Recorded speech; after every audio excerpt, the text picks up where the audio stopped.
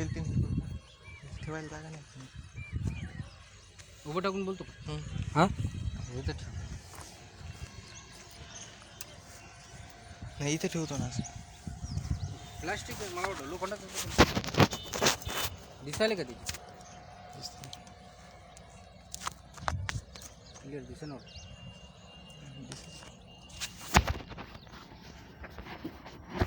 असं करून बघ ही साईड किती बरं पडते.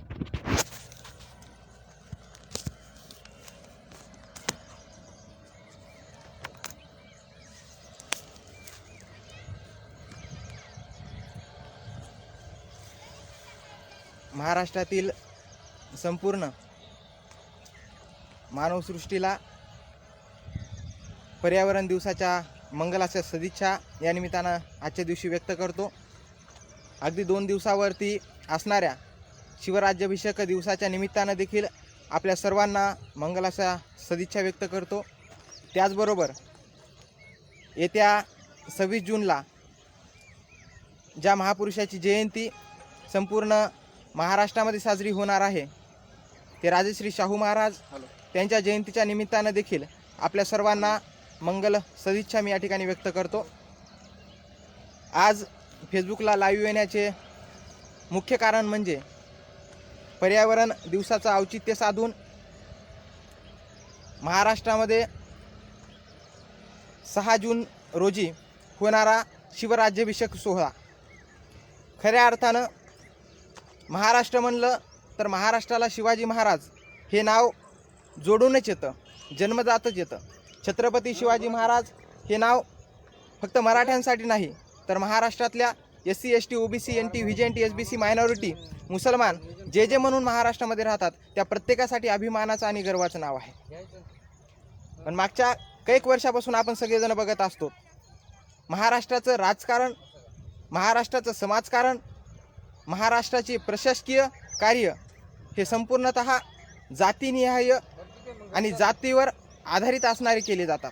साधं ग्रामपंचायतचं जरी बघितलं तर ग्रामपंचायतीमध्ये आलेलं बजेट हे कुठल्या वस्तीमध्ये कुठल्या पद्धतीचं जास्त मतदान आहे याच्यावरती त्या बजेटाचं वाटप ग्रामपंचायतीमध्ये केलं जातं हे सर्रास आपण बघतो. आणि त्या अनुषंगानंच महाराष्ट्रामध्ये छत्रपती शिवाजी महाराजांना मराठ्यांकडं ढकलून द्यायचं, बाबासाहेबांना बौद्धांकडे ढकलून द्यायचं, अहिल्यादेवींना धनगरांकडे ढकलून द्यायचं, महात्मा फुल्यांना मायांकडे ढकलून द्यायचं, अशी एकंदरीत संपूर्णतः परिस्थिती महाराष्ट्रामध्ये निर्माण करण्याचं काम महाराष्ट्रातल्या जातीवादी लोकांनी केलेलं आहे. खऱ्या अर्थानं बाबासाहेब आंबेडकर एका ठिकाणी म्हणतात की राजकीय सत्ता ही सर्व समस्यांची गुरुकिल्ली आहे. बाबासाहेबांनं हे वाक्य म्हणल्याच्या नंतर बऱ्याचशा आंबेडकरवादी लोकांना वाटतं की आम्ही राजकीय सत्तेमध्ये गेलो पाहिजे, राजकीय सत्ता हस्तगत केल्याच्या नंतर आमच्या संपूर्ण समस्यांचं निराकरण होईल आणि म्हणून प्रत्येकजण ज्याच्या त्याच्या पद्धतीनं का असेना राजकीय सत्तेत जाण्याचे मार्ग स्वीकारतात. कोणी सेना भाजपमध्ये जाऊन राजकीय सत्तेमध्ये जाण्याचा विचार करतात, कोणी स्वतंत्र राहून राजकीय सत्तेत जाण्याचा विचार करतात, ही ज्याची त्याची पद्धतीची विचारसरणी. पण हे सगळं बोलण्यामागचं सांगण्यामागचं कारण एकच की महाराष्ट्रामध्ये जातीय सलोखा बिघडवण्याचं काम महाराष्ट्रातल्या सरकारनं असेल, महाराष्ट्रातल्या मनुवादी व्यवस्थेनं असेल, महाराष्ट्रातल्या जातीय मानसिकतेच्या लोकांनी असेल हे वारंवार केलेलं आहे. आणि त्याच्यावरती घावा घालण्याचं काम फुलेशाह आंबेडकरांच्या विचारधारेच्या लोकांनी, फुलेशाह आंबेडकरांच्या विचारधारेच्या लोकांनी प्रत्येक वेळी समोर येऊन केलेलं आहे. अगदी त्याच धर्तीवरती आपण नेमकंच काल परवा आलेला प्रशासकीय परिपत्रक बघितलं ज्याच्यामध्ये सांगितलं गेलं की छत्रपती शिवाजी महाराजांचा शिवराज्याभिषेक सोहळा हा ग्रामपंचायत, पंचायत समिती, जिल्हा परिषद आणि ज्या ज्या शासकीय ठिकाण म्हणून आहेत त्या ठिकाणी भगव्या ध्वजाचं ध्वजारोहण करून आपल्याला हा आपल्याला शिवराज्याभिषेक दिवस साजरा करायचा आहे. खऱ्या अर्थानं महाराष्ट्रामध्ये राहणाऱ्या मराठी माणसाला, महाराष्ट्रामध्ये राहणाऱ्या शिवरायांच्या मावळ्याला, महाराष्ट्रामध्ये राहणाऱ्या कुठल्याही जाती धर्माच्या माणसाला या सोहळ्याचा विरोध करण्याचा कुठल्याच पद्धतीचा नैतिक अधिकार नाही आहे. मग याचा विरोध होत नाही कोणीतरी याच्यावरती प्रतिक्रिया देतात आणि सांगतात की अशा पद्धतीचा जर कार्यक्रम झाला तर त्याच्या विरोधामध्ये असणारे आम्ही सुप्रीम कोर्टामध्ये धाव घेऊ. ते कायद्याचे वकील आहेत, त्यांची ती भूमिका आहे, त्यांनी त्यांची भूमिका मांडली. परंतु त्यांच्या भूमिकेवरती या देशामध्ये, या महाराष्ट्रामध्ये सामाजिक वातावरण बिघडवण्याचं काम केलं जातं आहे. मी बऱ्याचशा माझ्या मित्रांच्या पोस्ट बघितल्या, त्याच्यामध्ये बरेच जण स्वराज्य दिवसाचं जे झेंडा फडकून साजरा करायचा आहे त्याचं कौतुक करताना दिसले. बरेच जण त्या दिवसाला हे असंविधानिक व्हायला लागले या पद्धतीची भूमिका मांडताना दिसले. बरेच जणांनी मौन पद्धतीची भूमिका घेतली. पण या सर्वांमध्ये मला असणारं माझं मत या ठिकाणी व्यक्त करायचं आहे. बाबासाहेब आंबेडकर एका ठिकाणी सांगतात की एखाद्या जागी जर अन्याय होत असेल आणि त्यावेळेस जर आपण शांत असू तर आपली त्या अन्यायाला असणारी मूकसंमती आहे असा त्याचा अर्थ होतो. आणि एकंदरीत आपण बघितलं, जर कुठं बलात्कार वगैरे काही प्रकरण घडत असेल तर आपण आपसुकच म्हणतो की त्या ठिकाणी मग तिथले लोक का विरोध करीत नाहीत, तिथले लोक का बोलत नाहीत, आणि जे बोलणारे लोक आहेत ते सुद्धा त्या गोष्टीच्या भागीदारीमध्ये असतात. आपण असं नॉर्मली सगळेजण बोलत असतो. मग तोच पायंडा लक्षात घेऊन जर स्वराज्य दिवस त्याचं जर परिपत्रक बघितलं आणि त्या परिपत्रकामध्ये ज्या पद्धतीनं सांगितल्या गेले, झेंड्याची साईज वगैरे असेल, झेंड्याचा खांब असेल, ह्या सगळ्या गोष्टीचं वर्णन त्या ठिकाणी केलं गेलं. आणि मग ज्यावेळेस लोक सांगतात की हा जो कार्यक्रम आहे हा असंविधानिक कार्यक्रम आहे, तिरंग्याच्या व्यतिरिक्त कुठलाच झेंडा, कुठलाच राष्ट्रीय कुठलाच ध्वज हा प्रशासकीय किंवा शासकीय कार्यालयाच्या जागेमध्ये चढवता येत नाही, अशा पद्धतीची नियमावली आहे. आणि मग तशी नियमावली असूनसुद्धा महाराष्ट्र सरकार काय या पद्धतीची अध्यादेश जारी करतो, काय या पद्धतीचं परिपत्रक काढतो. बरं, जे फेसबुकचे माझे मित्र जे सगळेजण सांगतात की हे असंविधानिक पद्धतीचं काम आहे, हे ज्यावेळेस त्याला कळायला लागले की हे असंविधानिक पद्धतीचं काम आहे, ते महाराष्ट्र सरकारमधल्या मंत्र्यांना कळालं नसेल का? महाराष्ट्रामध्ये ते परिपत्रक काढणाऱ्या अधिकाऱ्यांना ते कळालं नसेल का?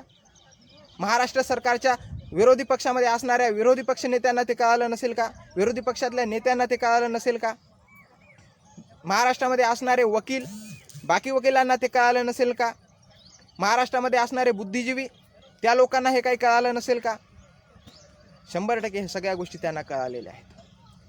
आणि म्हणून त्यांना एक गोष्ट माहिती आहे, मला एक गोष्ट माहिती आहे की छत्रपती शिवाजी महाराज हे नाव जसं महाराष्ट्राला जन्मजात आलेलं आहे, महाराष्ट्राला जसं प्रत्येक महाराष्ट्रामधल्या प्रत्येक लोकाचा तो अभिमान झालेला आहे, स्वाभिमान झालेला आहे. आणि म्हणून छत्रपती शिवाजी महाराजांचा शिवराज्याभिषेक सोहळा आहे म्हणून बरेच जण गप्प आहेत. या ठिकाणी जर काही लोकांनी नंतरच्या पोस्ट बघितल्या तर त्याच्यामध्ये काही लोकांचा असा उल्लेख आहे की मग बाबासाहेब आंबेडकरांच्या जयंतीच्या दिवशी निळा झेंडा फडकवला जावा, अण्णाभाऊ साठेंच्या जयंतीच्या दिवशी लाल झेंडा फडकवला जावा, अहिल्यादेवीच्या जयंतीच्या दिवशी पिवळा झेंडा फडकवला जावा. ह्या गोष्टीसुद्धा आपल्याला विचार करायला भाग पाडतात. खऱ्या अर्थानं मला आज लाईव्ह येऊन सांगण्याचं कारण एकच आहे की महाराष्ट्राचं राजकारण कधीच इथलं सर्व धर्मसमभावाचं राजकारण झालेलं नाही. इथं कधीच फुलेशाह आंबेडकरांच्या विचारांचं राजकारण झालं नाही. इथं प्रत्येक वेळी बाबासाहेबांना बौद्धाचं, शिवाजी महाराजांना मराठ्याचं दाखवून इथं जातीय दंगली पसरवण्याचं राजकारण झालेलं आहे. मराठा आरक्षण ज्या पद्धतीनं कोर्टामध्ये टिकलं नाही, याचं सपशेल जर श्रेय कोणाला जात असेल तर ते महाराष्ट्रामध्ये असणाऱ्या माजी सरकारला आणि महाराष्ट्र सरकारमध्ये असणाऱ्या आजी सरकारला. 2014ला असणारं भाजप सेनेचं सरकार होतं, आता असणारं सेना राष्ट्रवादी आणि काँग्रेसचं महाआघाडीचं सरकार आहे. हे दोन्ही सरकार असतील हे या मराठा आरक्षण न टिकवण्याच्या नाकर्तेपणाला जबाबदार आहेत. आणि ह्या गोष्टीचा रोष महाराष्ट्र समाजातच नव्हे तर संपूर्ण महाराष्ट्रामध्ये आहे. पण संपूर्ण महाराष्ट्रामध्ये आहे याच्या मागचं कारण असं आहे, कारण मराठा क्रांती मोर्चे ज्यावेळेस निघाले त्यावेळेस फक्त मराठी रस्त्यावर नव्हते, मराठ्याच्या सोबत मुसलमान देखील रस्त्यावर होता, मराठ्यांना पाणी पाजण्यासाठी, मराठ्यांना पाणी देण्यासाठी. मराठा क्रांती मोर्चामध्ये इथला बौद्धसुद्धा रस्त्यावरती होता, मराठ्यांना त्या ठिकाणी अन्नदान असेल, पाण्याचं वाटप असेल त्या पद्धतीनं करण्यासाठी. मराठा समाजासोबत इथला बहुजन समाज कायम आहे. आणि काल परवा झालेल्या बाळासाहेब आंबेडकरांच्या आणि संभाजीराजेंच्या भेटीनंतर महाराष्ट्रातलं चित्र हे कुठंतरी बहुजनवादी होते की काय, या सगळ्या गोष्टी लक्षात घेऊन मला वाटते अशा पद्धतीचे आदेश जारी करून समाजामध्ये जातीय जो सलोखा आहे तो बिघडवण्याचं काम केलं जात आहे. सरकारला असेल किंवा असे मनसुबे ठेवणाऱ्या प्रत्येकाला एकच गोष्ट सांगणं आहे की बाबांनो, आम्ही शिवछत्रपतींच्या विचारांचे मावळे आहोत, आम्ही बाबासाहेबांच्या विचारांचे मावळे आहोत. कोणी कितीही जरी प्रयत्न केला इथला जातीय सलोखा बिघडवण्याचा, तर महाराष्ट्रामध्ये हे कधीही होणार नाही. इथला जातीय सलोखा हे कायम राहणार आहे. मग याच्यामध्ये विद्यार्थ्यांची भूमिका, तरुणांची भूमिका काय असली पाहिजे? प्रत्येक वेळी भावनिक होणं महत्त्वाचं नसतं, हे आपण लक्षात घेतलं पाहिजे. भावनिक कुठं व्हायचं आणि कधी व्हायचं हे देखील आपण लक्षात घेतलं पाहिजे. छत्रपती शिवाजी महाराजांच्या अरबी समुद्रातल्या स्मारकाचं उद्घाटन केलं जातं आणि ते स्मारक अद्यापही होत नाही, त्यावेळेस खऱ्या अर्थानं भावनिक होण्याची गरज आहे.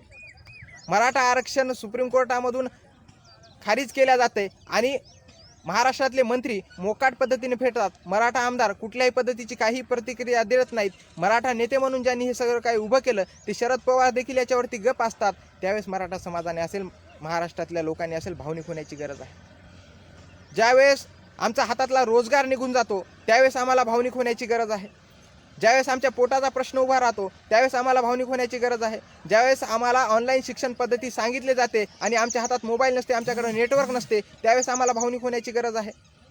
ज्यावेळेस आमच्या शिक्षणाचा प्रश्न उभा राहतो त्यावेळेस आम्हाला भावनिक होण्याची गरज आहे. पण असं महाराष्ट्रामध्ये होत नाही. महाराष्ट्रातल्या तरुणांना कुठला तरी ज्वलंत विषय पाहिजे असतो, कुठला तरी जातीय विषय पाहिजे असतो आणि तो जातीय विषय, तो ज्वलंत विषय समोर आला की महाराष्ट्रातला तरुण पेटायला लागतो. मग बौद्धच का विरोध करतात, मग मराठीच का समर्थन करतात? मग हे आमचं तुमचं करत करत महाराष्ट्राचा फुलेशाह आंबेडकरांचा महाराष्ट्र, शिव फुलेशाह आंबेडकरांचा महाराष्ट्र हा कधीच फुलेशाह आंबेडकरांचा महाराष्ट्र होत नाही.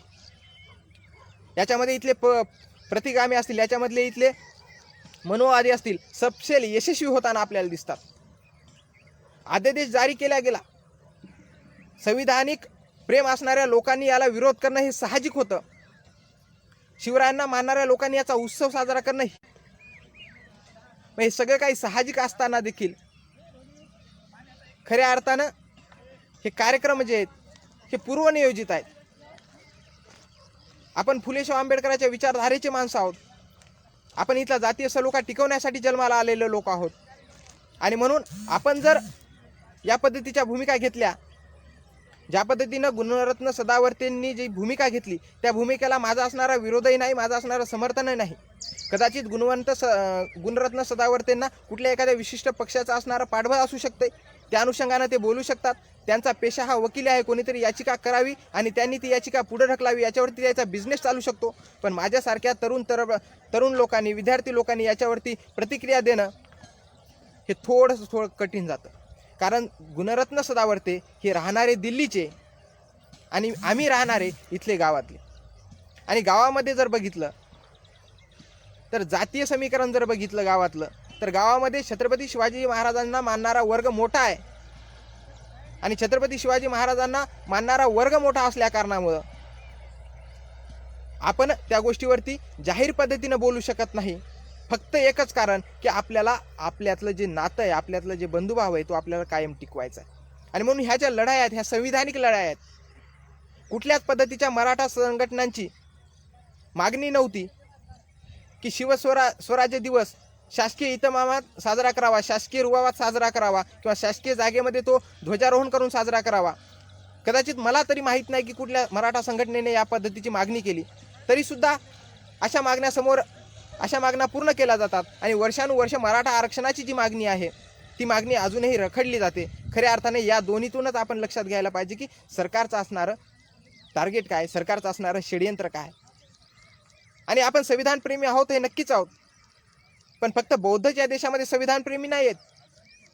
फक्त बौद्धांनाच असणारा संविधानिक अधिकार नाही आहे, फक्त बौद्धांनाच असणारं भारतीय संविधान आणि राष्ट्रध्वजाबद्दल आत्मीयता आहे अशातला भाग नाही आहे.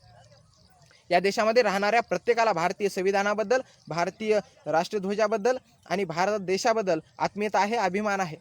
ही बाब सत्यतेची आहे.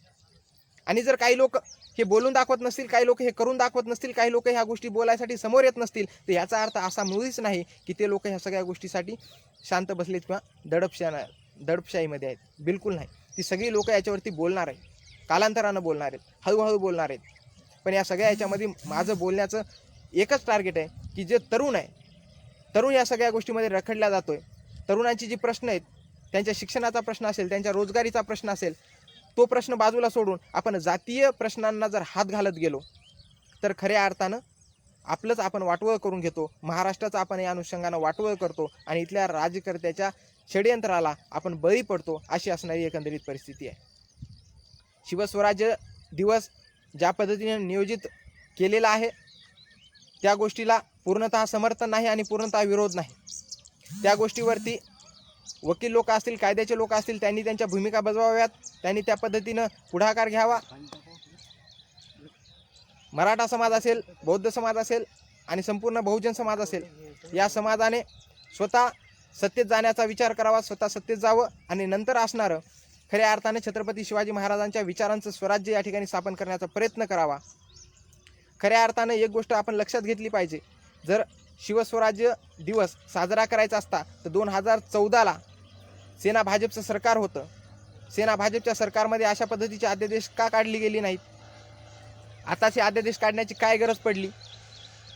खऱ्या अर्थानं शिवस्वराज्य दिवस जर साजराच करायचा असेल तर पक्षानं आपल्या पक्ष कार्यालयावरचा झेंडा खाली करावा आणि त्या ठिकाणी भगवी पताका लावावी.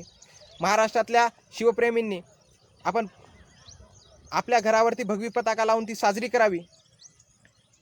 हे त्याच्यातले मार्ग आहेत, हे आपण या पद्धतीने करू शकतो, पण तसं होत नाही. खऱ्या अर्थानं मनुवाद्यांचा इतिहास आहे. त्यांनी छत्रपती संभाजीराजांच्या हत्येचा दिवस गुढीपाडवा म्हणून साजरा केला. त्या दिवशी त्यांनी घरावरती साडी आणि ते उलटा तांब्या वगैरेचा प्रकार त्यांनी केला आणि तो आनंद उत्सव म्हणून साजरा केला. याच्यावरून आपण लक्षात घेतलं पाहिजे आपण कुठल्या विचारधारेचं अनुकरण करणारे लोक आहोत, आपण कुठल्या विचारधारेचे पाईक आहोत. आणि म्हणून या सगळ्यांमध्ये एक भूमिका क्लिअर आहे की जर ह्या गोष्टी होणार आहेत तर ह्या गोष्टीला विरोध करून फेसबुक लाईव्हच्या माध्यमातून असेल किंवा फेसबुकवर पोस्ट टाकून ह्या गोष्टी बदलणाऱ्या नाहीत. याच्यासाठी आम्हाला त्या सभागृहामध्ये जावं लागेल. ह्या गोष्टी जर असंविधानिक आहेत तर त्या गोष्टीसाठी कायदेशीर पद्धतीनं आपल्याला त्या लढाया लढाव्या लागणार आहेत.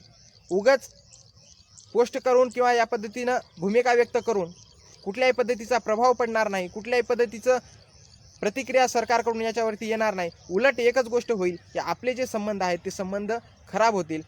मराठ्यांच्या मनामध्ये बौद्धांविषयी द्वेष निर्माण होईल, बौद्धांच्या मनामध्ये मराठ्यांविषयी द्वेष निर्माण होईल आणि या सर्वांमध्ये जर लॉस कोणाचा होणार असेल तर ते चळवळीचा लॉस होणार आहे, महाराष्ट्राचा लॉस होणार आहे. ही आपण गोष्ट लक्षात घेतली पाहिजे. मराठा समाजातील तरुणांनी देखील एक गोष्ट लक्षात घेतली पाहिजे, खऱ्या अर्थानं आपल्याला आम्हीच दाखवले जाते का हे देखील आपण लक्षात घेतलं पाहिजे.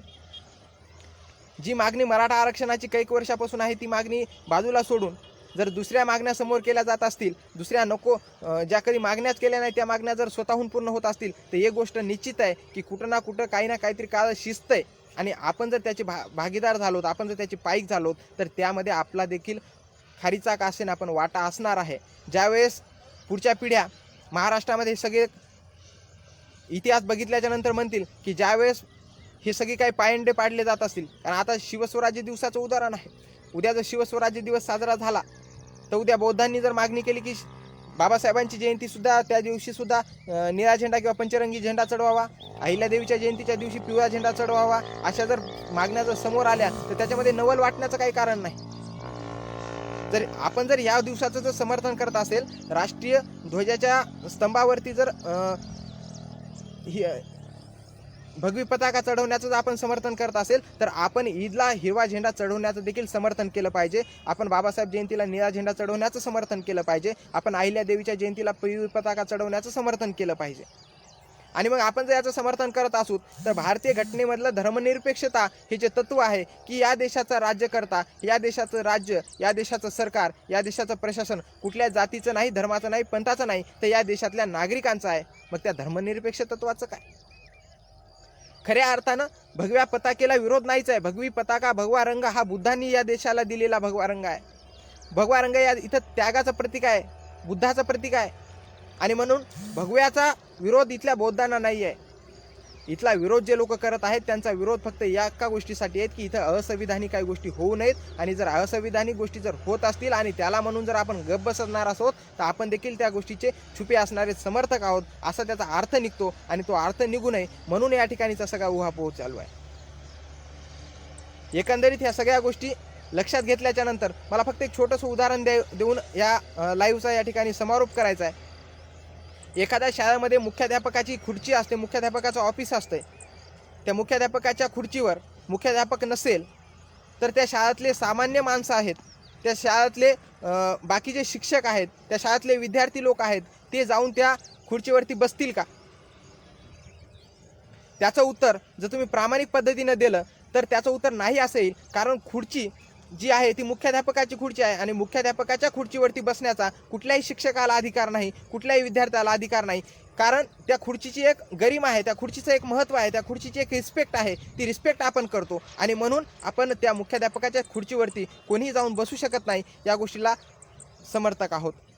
आणि मग जर या गोष्टीचं जर आपण समर्थन करत असू तर दुसरा प्रश्न असा आहे, जर मग त्या गोष्टीचं आपण समर्थन करणार असू तर राष्ट्रध्वज आणि राष्ट्रीय ध्वजाचा स्तंभ ह्या गोष्टी देखील एक त्या खुर्चीच्या पद्धतीच्या आहेत. त्या राष्ट्रीय ध्वजाची आणि त्या राष्ट्रीय स्तंभाची सुद्धा एक गरिमा आहे. आणि त्या राष्ट्रीय स्तंभावर जर उद्या हिरवे, पिवळे, निळे, भगवे झेंडे जर चढत असतील तर राष्ट्रीय ध्वज या सर्वांपेक्षा मोठा आहे, त्याची एक वेगळी गरिमा आहे. राष्ट्रीय ध्वजाच्या स्तंभावरती कुठल्याच पद्धतीचा हिरवा पिवळा झेंडा चढू नये अशी असणारी आपण भूमिका घ्यायला पाहिजे. जर आपण खऱ्या अर्थाने न्यूट्रल असतो, फुले शाहू आंबेडकरांच्या विचारधारेचे असू, आपण जर प्रामाणिक विचारधारेचे लोक असू तर. आणि जर आपली भूमिका इथली क्लिअर असेल की राष्ट्रीय स्तंभाची एक गरिमा आहे, त्या गरिमेचं उल्लंघन इथं झालं नाही पाहिजे, असं जर पद्धतीची भूमिका असेल तर आपल्या सर्वांना नम्रतेची आणि कळकळीची विनंती आहे की आपल्यामधले मतभेद काहीही असले, आपण जातीय समीकरण या सगळ्या गोष्टीला बाजूला सारून इथल्या या सत्ताधाऱ्यांचं, इथल्या जातीयवादी मानसिकतेच्या सरकारचं असणारं हे षडयंत्र जे महाराष्ट्रामध्ये दंगली घडवण्याचं, महाराष्ट्रामध्ये धार्मिक सलोखा बिघडवण्याचं हे षडयंत्र आपण या ठिकाणी सपशेल खोटं ठरवलं पाहिजे किंवा या षडयंत्राला आपण इथून उचलून फेकून दिलं पाहिजे. आणि आपण समोर येऊन भूमिका मांडली पाहिजे की बा जो भगवा ध्वज चढवायचा आहे तो ध्वज आपल्या घरावरती आपण चढवला पाहिजे, तो ध्वज आपल्या सार्वजनिक ठिकाणी आपण चढवला पाहिजे, तो ध्वज जो आहे तो आपण राष्ट्रीय स्तंभावर न चढवला त्याच्या बाजूला दुसरा एखादा खांब तयार करून त्या खांबावरती तो ध्वज चढवला पाहिजे. अशी या पद्धतीची संविधानिक भूमिका म्हणून किंवा एक संविधानप्रेमी म्हणून, आंबेडकरवादी म्हणून मी माझी या ठिकाणी अशी भूमिका व्यक्त करतो. माझ्या भूमिकेपासून जर कोणाला वाईट वाटलं असेल तर मी आपल्या सर्वांची दिलगिरी व्यक्त करतो. कारण माझं बोलण्याचा उद्देश फक्त एकच होता की आपल्यामधली मित्रमैत्री आणि मित्रत्व या सगळ्या गोष्टी आपल्या कायम राहिल्या पाहिजे. विचारधारा आणि वैचारिकता या सगळ्या गोष्टी वेगळ्या आहेत. मी म्हणतो जात, धर्म, विचारधारा, पंथ किंवा प्रांत या सगळ्या गोष्टीच्या पुढं जाऊन आपलं मैत्रीचं नातं आहे. ते मैत्रीचं नातं गावखेड्यामध्ये जास्त घट्ट झालं पाहिजे. आपल्या गावाखेड्यामध्ये इथला SC असेल, ST असेल, OBC असेल, मायनॉरिटी असेल, मुसलमान असेल, आपण सर्वजण गुण्यागोविंदानं नांदलो पाहिजेत. आणि म्हणून असली कैक षडयंत्र येतील, अशी कैक षडयंत्र जातील. या कुठल्या षडयंत्राला आपण बळी न पडता आपण भावनिक न होता प्रामाणिक पद्धतीची, वैचारिक पद्धतीची भूमिका घ्यावी आणि खऱ्या अर्थानं उद्याचा येणारा शिवस्वराज्य दिवस आपण मोठ्या थाटामाटामध्ये साजरा करावा, या पद्धतीची माफक अपेक्षा आपल्या सर्वांकडून या ठिकाणी व्यक्त करतो आणि मी या ठिकाणी थांबतो. जय हिंद, जय महाराष्ट्र.